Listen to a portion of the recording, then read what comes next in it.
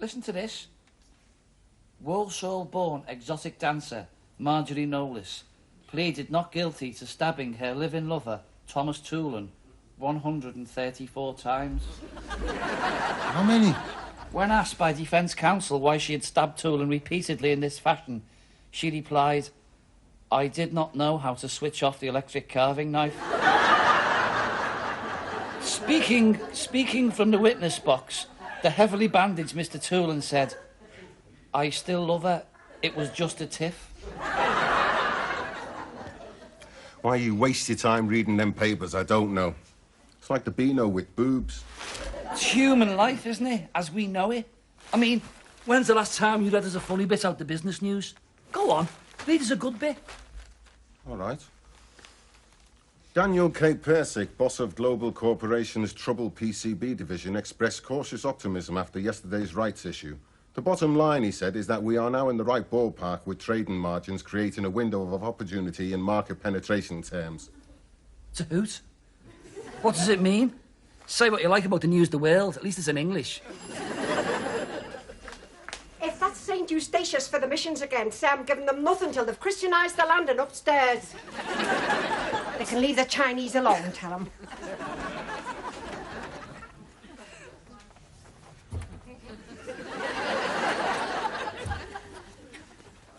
Cyril, we're in trouble. We're in trouble. He's found out where we live. Who? Not the bank manager. It's okay, Wes. You can open a bank account in any name and address you like these days. They can't do you for it. No, not him. Him with the big glasses and the mad staring eyes. Dennis Taylor. Bring him in, I can do with the coaching. No, not him. That's his name. Pycroft. Pycroft. Oh, no. No, what have I done to deserve this? You sold him the imp. I was dead straight with him. I said it was definitely sold as seen. If he's got a case against anybody, it's his optician. Ignore him, ignore him. How did he find out where we lived? There's been a breach of security, a leak. Honest, you should have seen the money he paid me with. He must have been keeping it in an old sock. Pity he never took the sock off. Oh, filthy, dog-eared.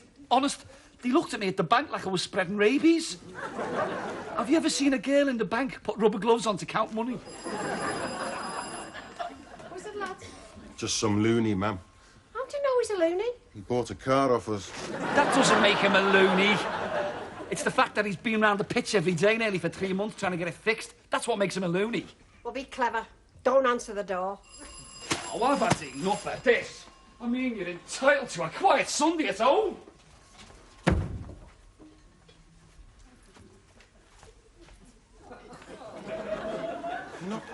You're not scared of him, are you, Cyril? No! I got this tip off a man from the gas board. Works at the customer relations department. Takes me back to the first house me and Cyril's dad had in Delilah Street. It's not there now. The rent man there was very persistent. The times I've had pins and needles were crouching down behind the settee because he'd come around and look in. Of course, if we hadn't gone mad and had the 3-piece on the Never Never, we could have paid the rent. But then, we wouldn't have had the settee to hide behind when we didn't. It's like your dad used to say, swings and roundabouts, Dolly, swings and roundabouts. Hey, Cyril, listen to this. Admitting the charges, Foster, 34, a former airline pilot, said he had been desperate for money to pay for a sex change operation. Why are half the nutters you read about former airline pilots? Norman Tebbit. He's a former airline pilot. Wouldn't fancy flying with him. 30,000 feet and he'd be laying half the passengers off on the grounds of economy. Will you talk to me, Wes? Oh, it doesn't matter. See if he's still there. We want to get down to Boozer. Oh, that's the trouble with living on the 11th floor. You can't skip out the window so easily. I think he's gone, Wes. Mr. McGregor, it will come as no great surprise to you that I am here concerning the imp. Hey, Wes, come and take a shufty at this, will you? He's camped out here, got a little stool and everything. What do you think this is, Chief? Harrod Sailor, what? You don't happen to be a former airline pilot, do you, Mr. Piper? I'm simply trying to restore a faint semblance of meaning to the sale of Goods Act, Mr. McGregor. You've no right stopping there. That is council property. The terms of which Act state quite clearly the goods must be fairly described and fit for the purpose for which they're sold. That imp was perfectly fairly described by me, Mr. Pycroft, at all times prior to and at the time of sale. Oh, I do not recall you using the phrase, a bleeding death trap, which sprang to the lips of the RAC man. I told you were buying a collector's car. Do you remember me using that phrase? I believe you did describe the car in those terms. Right, a collector's car. Will you get onto the corpy and they will come and collect us now on your bike? A cruel remark in the circumstances, Mr. McGregor. Come on, Wes. Going down to Boozer, ma'am. Oh, that's handy, because I'll know when to put the meat in. I've told you, Chief. Mr. McGregor, I've paid repeated visits to your business premises. That will no doubt be stressed in the defence at my trial, Mr. Pycroft. And I've every confidence that the charge will be reduced to manslaughter with words of sympathy from the judge. I wouldn't advise you to be here when we get back, Mr. Pycroft, because Cyril here is a bit of a former airline pilot, and once he's had a bevy... If you would prefer to conduct the business at a convenient hostelry, I am more than willing. Chief, I like a quiet jar or two of a Sunday. I should point out, Mr. McGregor, that I've agreed to be photographed with the imp in front of your premises with a view to publication in the local papers. If I have to be photographed bruised and bandaged, so be it. Come on, Cyril. If you're still here when I return, Mr. Pycroft, it's the nut, all right? Photograph or no photograph.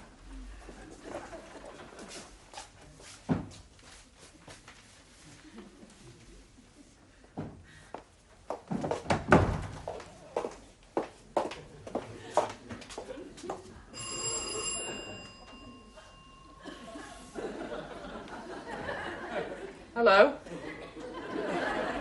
If you're looking for the McGregor brothers, they're regaling themselves of alcoholic refreshment at a public house. Surprise, surprise.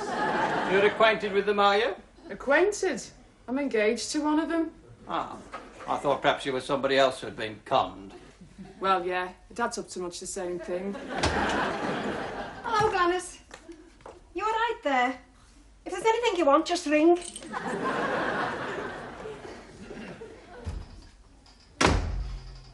Typical.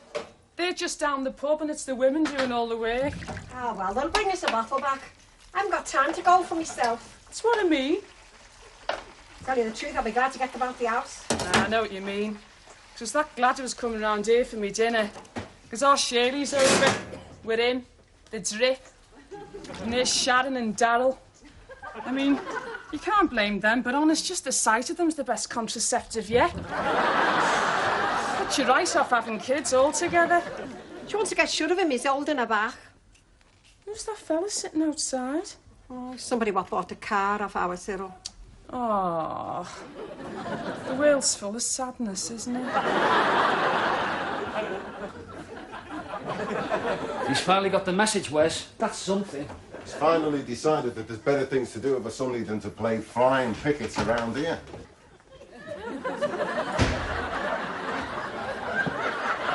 Ma'am! Do it. You couldn't leave him sitting out there all day with nothing inside him. I don't care what he's done.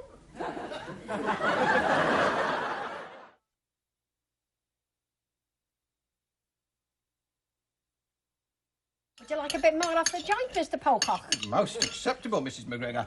Cut Mr. Pocock another slice or two, Cyril.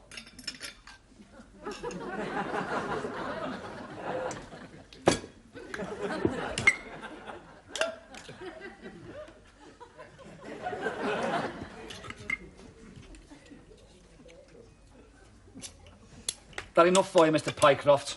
I could manage just a bit off the outside, if you would. Sure you wouldn't like the bone and all, Mr. Pycroft? Yeah, go on, get that down, yeah. I'd be very glad to take it home for my dog. You don't keep a dog? Well, we can't afford to, really, with all the entertaining that we have to do. I wouldn't know what to do without my little dog. What kind of dog you got? A terrier, Mrs. McGregor. Well, a terrier cross. Aren't they them little beggars that get their teeth into your ankles and won't let go? Oh, they're admirably dogged little creatures. Well, I've always had terriers, I don't know why. I do. Interesting, really. The name comes from the French word meaning earth, you know. Terre. That means earth, you see. Is that right? Yes, because they follow their prey, you see. Be it a badger, say, or a fox, or a rabbit, as it might be.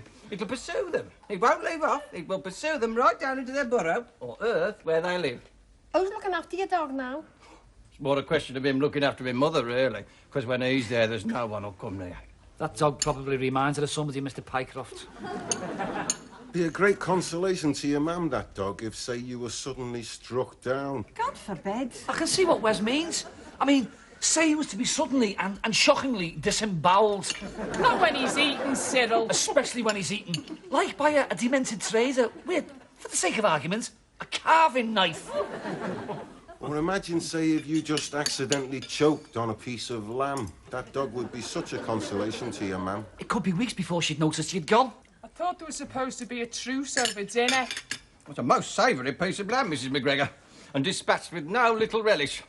Welsh, that'll be, not New Zealand. I only work in that caff, Mr. Pycroft. I don't know where they get the meat from. What's for afters, ma'am? Shut it. Thought there was peaches. Oh, don't show us up. One tin won't go round 5. Well, it doesn't have to then, does it? You're not married then, Mr. Pycroft? Alas, no, I've not enjoyed that felicity. Well, you keep chucking the after-eights at her, Mr. Pycroft. She'll come round. An educated man like you, knowing all that French and everything, and there's no one. No one of the race of Eve to light my path or lighten my burden, no. There was, of course. Once, long ago, but it's best not spoken of. It was the brief idyll of a summer season, Miss Pike. And ever since then, this heart of mine has been nothing but a shrine. You've a lovely wavy words, Mr. Pycroft. We used to roam abroad among the beauties of nature and look enraptured upon the teeming life of wood and stream and pond. But still, that was all a long time ago, and she was way above me in all sorts of ways, and very clever with it. And the following year, they moved her up out of Miss Tichborne's class altogether. This was at school. Tuttle Street, C of E. He's a loony. That is devotion. I think that is very moving, Mr. Pycroft. There was a lad was soft on me at school. Brought me a tadpole in a jar. But he was only in the infant and I didn't like to tell him when it died. He's famous now. Who's that? Him on the telly. Attenborough does the animals. He's not from round here, is he? Coleman Street. His family had the wet fish shop. I think that's where he got the interest. You see, to you and me, it's just a bit of halibut lying there on the slab looking up at you. But to him, it was the wonders of the deep. He used to bring things to school to show, fascinating things. But nobody likes sitting next to him just the same. Some people really take to nature, don't they? It is a love that abides, Miss Pike. All the same, Mr. Pycroft, I think you've got to come to terms with the past. You've got to put it behind you and go on to find happiness now and in the future. The same is true of your impulsive, impetuous infatuation with the Hillman imp, Mr. P. You see, in the first flush, it seemed to promise so much, didn't it? Speed, thrills, prestige, status. I expected it to go from A to B. Well, there you are, you see. The impossible dream. But that dream has faded. It did not fade, Mr. McGregor. It fell to bits in Smithdown Road, which is very close to A and nowhere near B. Stick it in the garage, Mr. Pycroft, and turn that garage into a shrine. Or if you like, stick it somewhere else and turn that into a shrine. As we do appear to be discussing the imp, I've kept a complete record, and also quite a few of the bits and pieces. Ah, sorry, Mr. P, but by removing those windscreen wipers yourself, being an unqualified person, in law, you have invalidated any warranty. I did not remove them, Mr. McGregor. They blew off the first time it rained. I was being towed home at the time by the RAC man. He, being unaware of my predicament, continued some considerable distance before I was able to attract his attention. You should have blown the horn. My first instinct, Mr. McGregor. I also tried to flash the lights, but they don't work either. At least, not in the rain. And certainly not after being subjected to a forceful impact with the back of an RAC van stopping at traffic lights. I had to go some considerable distance back to get these, at some risk because of the traffic. Well, didn't the RAC man help you? He had become hysterical. Correspondence relating to the vehicle in its various attempts to pass the MOT. A summons for driving a three-wheeled vehicle on the motorway. Oh, what? No, I won't ask. Hey, it's from the RAC, this one, Cyril. They say they've expelled him and they're going to pass on his name and details onto the AA. Oh, that's where my brown shoes are. I must remember to collect them. Oh, And that's a photograph of Sammy on the beach. There's no one on the beach, Mr. Pycroft. No, Sammy's the terrier. There's no dog either. Well, as I say, they do burrow. I was a bit slow setting the aperture. His tail's there. The love of your life you haven't seen since juniors. And a picture of your dog that hasn't got a dog in it. That must be a very lonely life for you, Mr. Pycroft. Somewhere there's an engineer's report on it. What's this, Mr. Pycroft? Is it poetry? Oh, no, it's not poetry, Oh, it really. is poetry. Did you write it? Well, yes. But could I please, you'd only laugh, Oh, please. nobody round here would laugh at it, Mr. Pycroft. My love is like the restless tide that softly steals upon the shore, a sage that cannot be denied. Though it goes out, it comes once more. Shut up, you! You smell of evaporated milk. I think that's lovely. When did you ever write me a poem like that? They're not poems, really. There's a tune to it. They're songs. They're all songs. Mountains and rivers and birds in the air remind me of you, and they're everywhere. That's quite a jolly one. I don't write many jolly ones. And you sing them, Mr. Pycroft? Sad to relate, the Lord, who gave me the gift to express my innermost feelings in words, did not grant me the voice to go with same. I have to whistle the tunes, and I hear the words in my head the way they'd go to it. And has nobody ever sung your songs? No. Well, I think they're lovely. Oh, they are. Cyril's a singer, you know, of sorts. What do you mean, of sorts? Well, you seem to have written a lot of them. Sometimes they just well up in me, Miss Pike. At certain times of the year, in particular. Frog spawn time, for instance. They just gush out. You mean to say nobody's ever sung one of these wonderful songs of yours, Mr. P? Never. I bet you'd be dead chuffed if they did, though. Say, by a professional singer on the stage, like. I don't entertain such dreams, Mr. McGregor. If I could just get the imp on the road. Look, Cyril, we got to get shut of him, right? You do it. I'll help you bury the body. We can do better than that. Well, rather, you can. I would, but I go funny at the sight of blood. Look, that man would be dead made up if you was to sing one of his songs in your act. What? Under no circumstances am I singing that rubbish. Well, if it'll give Cole Porter one quiet night in his grave, all right. But take my advice, Cyril. Do it as your first number while the rush to the bar's still on. That way it'll hardly be noticed. That is the advice of a shrewd old pro, Mr. Stanley. Much appreciated.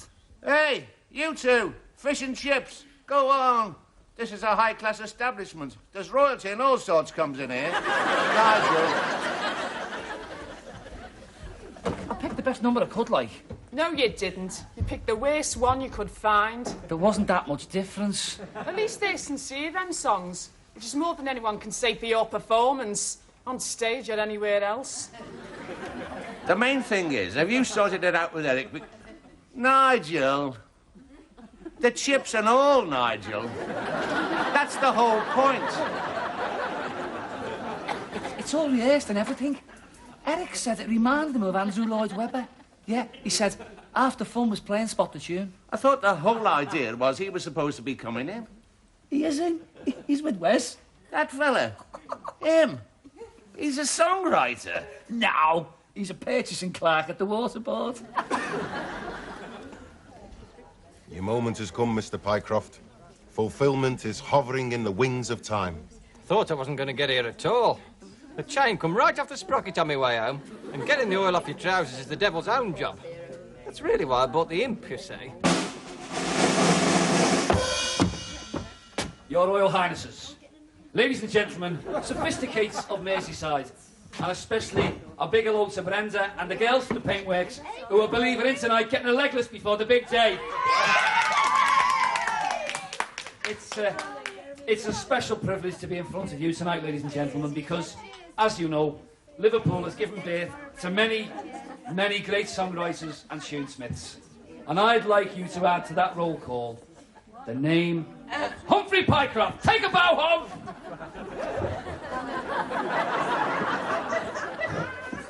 And now, for the first time on any public stage, a Humphrey Pycroft number I know is going to be an evergreen. Take it away, Eric.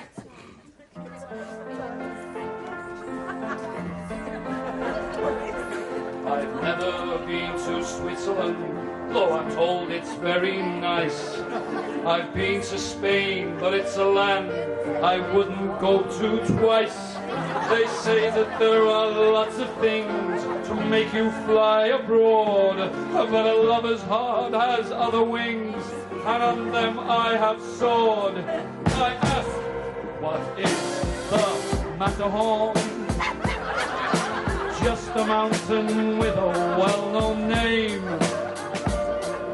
Every rising sun will scatter mourn.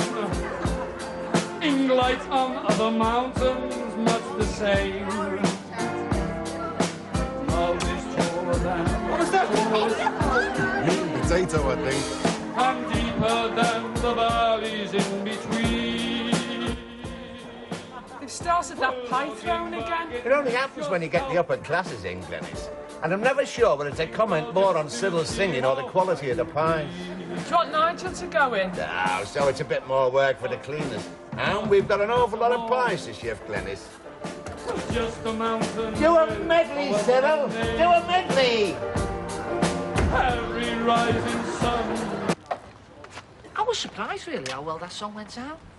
Admittedly, there was a boisterous element in the audience which you guessed. I felt sorry for Pycroft. I mean, he was practically in tears. Why? Well, apart from the gravy that got down his neck, and it's really hot coming out of them microwaves, I felt the whole experience was a bit of a letdown for him, not quite what he'd expected, you know. I didn't let him down. I give that song the works. I'm not saying... If that's what you mean, just spit it out, because... That's unbelievable. We had a deal, Mr. Pycroft. I kept my end of the bargain. I expect you to keep yours. Not complaining, Mr. McGregor.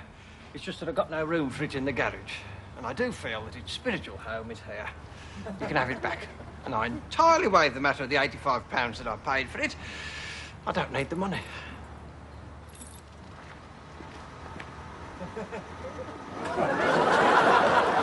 Mr. Pycroft, what's all this about? Did no one approach you after that night at the Blue Cockatoo? No. Oh, the man approached me. Said he knew someone he thought might be interested in my song, so I got in touch. I was somewhat sceptical at first, as you can imagine, after the false impression, I can only call it that, of the song which you conveyed. But there are those who can see the gold beneath the dross, and it all just happened for me. I sold a complete album of songs with the most generous advance. Now, a moustache. I have a meeting with Mr. O'Connor. Well, dare I call him now?